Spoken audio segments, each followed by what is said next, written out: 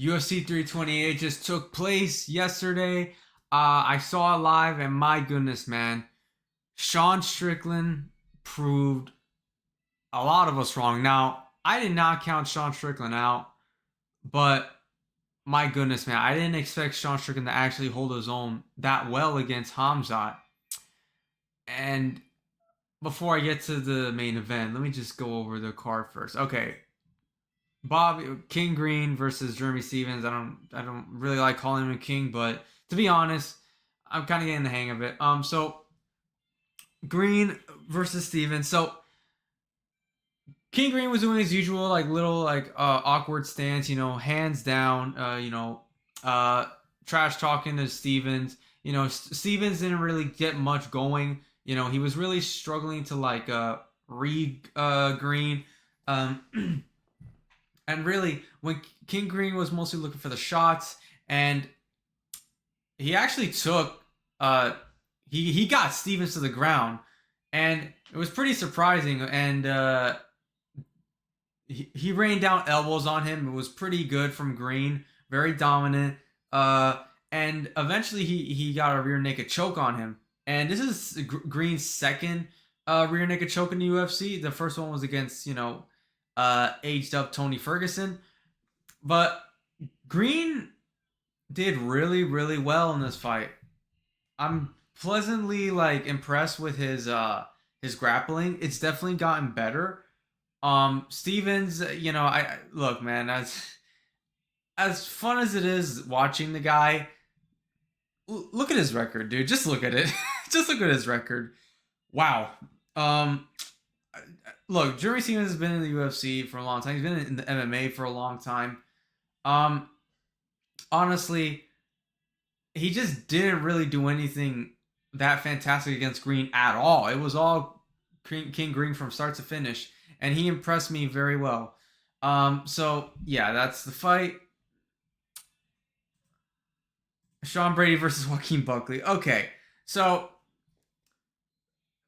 I actually thought that after the Usman fight that Buckley would utilize his wrestling a lot more, focus on that, especially after the fifth round where he clearly beat Usman. He stuffed the takedowns and kept the fight standing. But nah, man, that's not what happened here. Sean Brady, you know, Sean Brady did what he does best.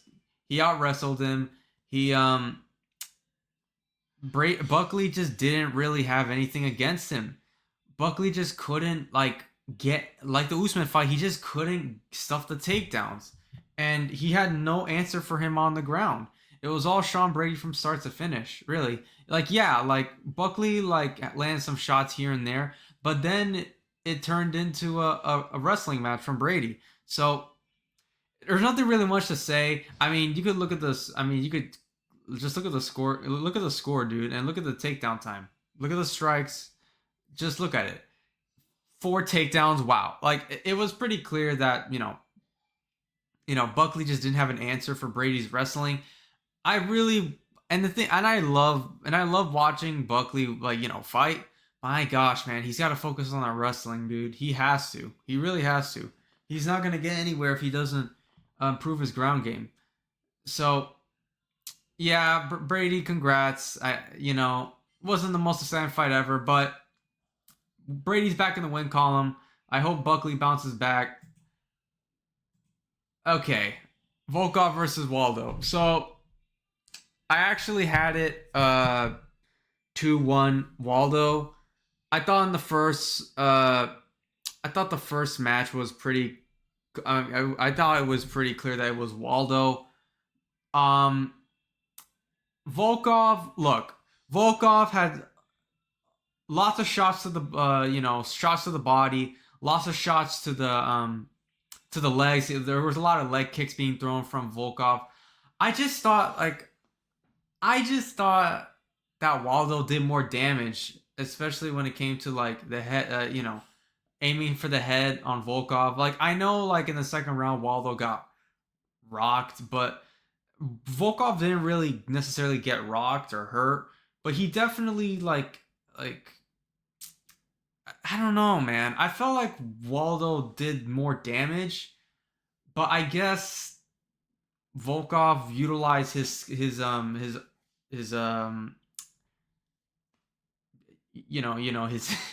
do I say it? He utilized his skills more with with the striking with his leg with the leg kicks. Waldo was mostly focused on head hunting, which look, man, I'm not saying Waldo got like robbed, but I just thought Volkov, like based on damage, I thought Waldo did more. It didn't really look like Waldo was I mean, just compare their faces after. I just think Volkov just looked way more damaged. But I get why they would go for him because he did land in more different strikes to the body, to the legs, not just the head. But in my personal humble opinion, first I thought Waldo won that. I thought he was more just based on damage. I thought Waldo won. Maybe I guess you could say Volkov had more activity going, so maybe that's what swayed it their way.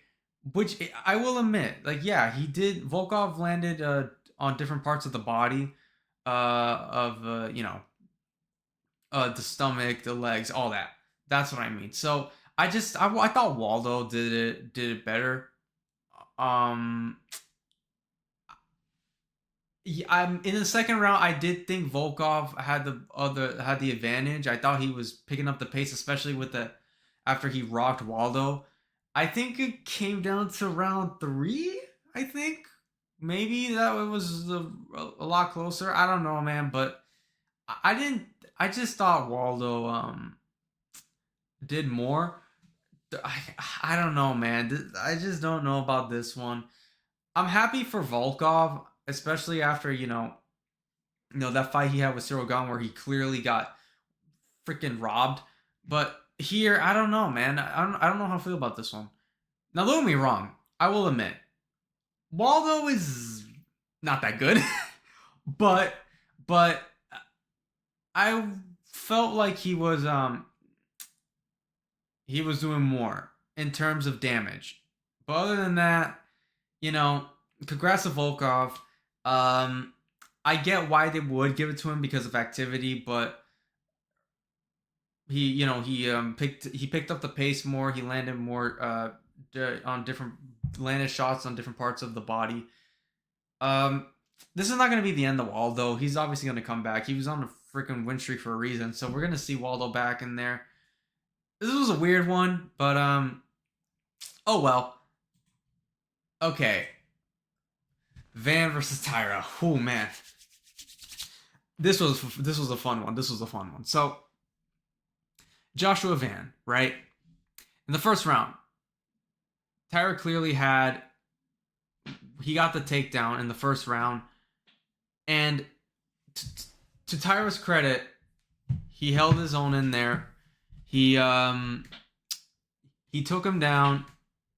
He out wrestled him, and hopefully, like you would think that Joshua Van would get tired trying to get back up on his feet, but after the second round came in, now it was more competitive than the first round, definitely way more competitive. Now Van was starting to stuff the takedowns, and then there was a moment where Van completely like he landed a vicious jab that dropped Taira, and I thought Taira was knocked out cold. I thought it was over, but no, Van, he went for the ground and pound, all that. Taira was surviving in there, and from there on out, bro, it was a complete like competitive fight. Like it was a war. And I couldn't believe that Taira even like just was still standing from all those shots that he landed, that Van landed on him. Taira had landed some good shots too, but you can clearly see that Van was the more accurate puncher, and he had more power in his shots. Taira held his own in there. Of course, like when he landed the takedowns, he got it. I would say that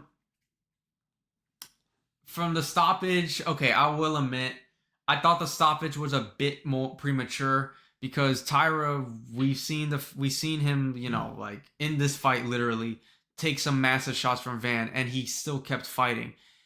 So when Van dropped Taira again, you could clearly see that he was gonna go in for a double leg. He was gonna go in uh for another takedown.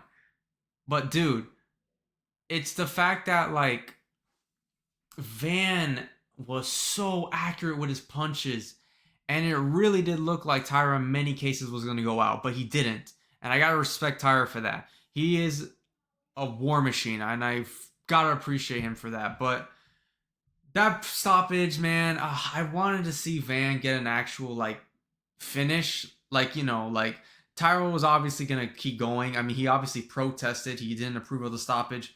But Van, man, wow, just wow. Such an impressive performance from him. Definitely one of the best flyweights in the division right now. One of the most entertaining. Um, he's like Brandon Royval on steroids, dude. But he's way more accurate and way more powerful. So congrats to Van. Um, Tyra, he's not going to be out of it. I do worry about his chin. I do worry that his chin might be compromised after this fight because he took a lot of shots and it was so damaging. Um, but my gosh, man, Van, congrats. That was so fun to watch. Um, they better make that Pantoja rematch. I really do want to see Pantoja and Van have a proper match and see who is actually the better flyweight because that first fight, man, I wanted to see how Van could have done against. Because honestly, dude, after seeing this fight, knowing that Van can stuff the takedowns and he can keep the fight standing, I want to see Pantoja handle that. I want to see it. So I can't wait for that matchup. Now, Khamzat versus Strickland. So now, like in the Van Tyra fight, Khamzat got the takedown early. We all knew that was going to happen. And Sean Strickland held his own in there. He survived very well. There was no sense of urgency or panic in Sean Strickland when he got taken down. We've been hearing for, a while that Sean Strickland is like his grappling, his takedown defense is actually pretty decent. Like it's actually very effective. And honestly, I kind of believed it. And after seeing this live, yeah, it proved to be so. So because after that, and then from there on out, Sean Strickland in the second round, he made Khamzat pull guard twice. Twice. Khamzat pulls guard twice against Sean Strickland. Now, when I saw that happen, I was like, okay, from this point on, if Khamzat struggles to get a takedown again, he's going to have a really difficult time. And he did. He really did. He couldn't get Sean Strickland on the ground that much. He really didn't. He couldn't. So, and Sean Strickland had his moments on the ground as well. It was really freaking impressive from Sean Strickland. And this is the second time he's become champ in the middleweight division. And it's another surprising performance from him. The first performance was obviously against Israel Adesanya, and we all thought that he was going to get dog walked. Okay, look.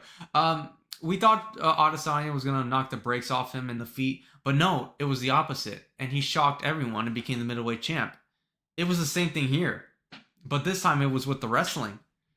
So it's really crazy how Sean Strickland, like you would think that like it was so freaking crazy to see this. Now I had it 3-2 Sean Strickland. I thought obviously Khamzat won the first round. The second and third round, I thought Strickland won that. Fourth, I think Khamzat won it, and then fifth, I think Strickland took it. I just think that the wrestling was just like Khamzat, like once the wrestling was out of the equation, once we found out Strickland could easily stuff it and he could hold his own on the ground and keep the fight standing, it was over. Like Khamzat, like once he knew like the striking was or the wrestling was just not going to happen because Sean Strickland kept stuffing it, he was forced to strike, just like with Burns and Usman, and those were the fights that really made Khamzat struggle. If you make Khamzat, if you stuff the takedowns of Khamzat early on, and you keep the fight standing to and make Khamzat work his ass off on the feet, he will struggle. And Strickland did that. And he's not even a wrestler. He's not even a wrestler. Burns, Usman makes sense, but Strickland, my gosh, man. This was such an impressive performance from from Strickland. Khamzat, he did what he could. He did land some fantastic strikes here and there. He really did. Like he gave Sean Strickland a bloody nose. His nose was freaking red. It was bleeding out and it was huge too. Like it was clearly like compromised. But of course, Sean Strickland is he's a madman. We all know this. He kept the fight going, and honestly, man, Khamzat, from what we heard about the weight situation with the scale, and Khamzat was struggling to get make weight. And from what Dana said after the during the post fight press conference, he said that Khamzat's gonna move up. And honestly, dude, I'm not against it. And bro, okay, let me just get to the. Let me just finish this up here. Okay, congrats to Sean Strickland. Khamzat, I know he's gonna get better. He's gonna do better next time. And yeah, overall, wait, actually, let me rate the card. Honestly, I give this card a 8 out of 10. This was actually a really decent card. It was a fun ass card. And honestly, as of right now, this is probably the second best card in the year. Here, let me see. Okay. Yeah, I think man, well, some of these cards were not good. Yeah, I mean, I guess honestly, yeah, this might be the best card of the year so far, honestly. Um, but yeah, 8 out of 10, fantastic card. Who should be next? King Green, honestly, man, I don't know what to do with him personally. I would say maybe he did call out Renato Moicano. That would be interesting. That would be interesting. I will admit. I would like to see Green versus Moicano. Brady, I don't really know. I don't really know, dude. I guess. I mean, who would even fight? Because I think he's number 6. I think. So I don't know. Someone in the top 5. I don't want to see him fight anyone that's already like going up for the belt. I don't know. I guess maybe Usman. Maybe I don't know. I mean, Usman's been saying over and over he wants to fight for the belt. It ain't happening. So I would like to see Usman versus Brady if we can. Volkov. He should fight the loser of Pereira Gone. Honestly, if I had to choose, I would say the loser of that fight, because obviously the person who wins whoever wins the Pereira Gone fight is gonna fight for the real heavyweight title, Tom Aspinall. So or he could just wait out the winner, or he could wait out whoever wins the Pereira fight, the Pereira Gone fight. Once they fight Aspinall, I guess Volkov can fight the winner. I guess. That's my guess. But Volkov is next in line, if you ask me, for the belt. I think he is next in line. All right. So next up, Van versus okay. It's Van versus Pantoja. I mean, what can I say? What can I say? Obviously, like, there's no one else right now. It has to be Pantoja. So yeah. All right, now Sean Strickland. He obviously he retained the belt. Also, by the way, a split decision. What? What? How? It was clearly Strickland. It was 3-2 Strickland. So I don't know what happened. Even Khamzat realized that, like, oh shoot, like I don't think I did enough. So I don't know how on earth they gave it to Khamzat. But anyways, Strickland, obviously, Drickus is still in the picture. I think they're probably gonna do that fight next, maybe, if the UFC is even is even interested in that. Now, Hamzat, if it's true that he told Dana that he wants to go up to light heavyweight, I think he should fight Paulo Costa. If I'm being very honest with you, like, let's just get that fight out the way. They're both gonna if he's gonna go up to light heavyweight, he needs to fight Paulo Costa. That fight needs to happen. I don't care what anybody says. I want to see that fight.